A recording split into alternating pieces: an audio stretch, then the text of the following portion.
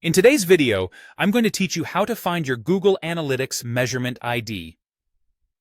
Now, before we dive straight into the details, let me set the stage for you. Having your Measurement ID on hand is crucial for effectively managing and tracking analytics for your website. This ID acts like a unique identifier that helps seamlessly connect various pieces of your website data in Google Analytics 4. So, without further ado, let's get started.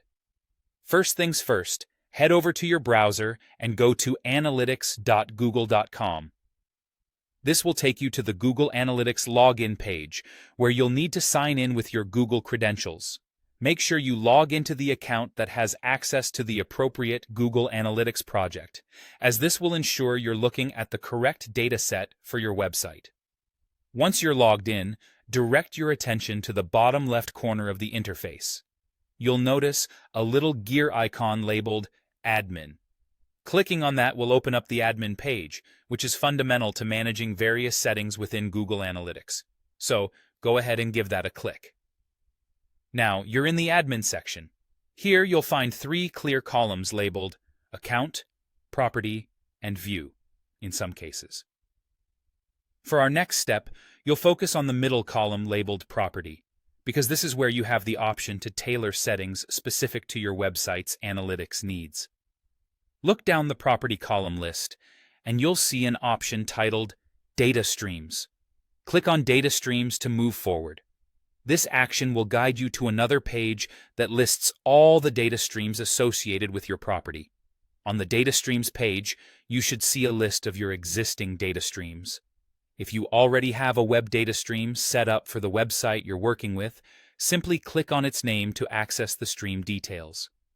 If you haven't set up a web data stream yet, you'll need to create one here. Creating a data stream is a straightforward process. You just need to specify some standard information about your website, and Google Analytics will do the rest. Once you've clicked on the data stream, you'll be taken to the Stream Details page. Here's where the magic happens. Look to the top right corner of this page, and you'll spot your Measurement ID. This ID is special because it always starts with the letter G, followed by a hyphen and a combination of alphanumeric characters, something like G, ABC123XYZ. That's the information you were after.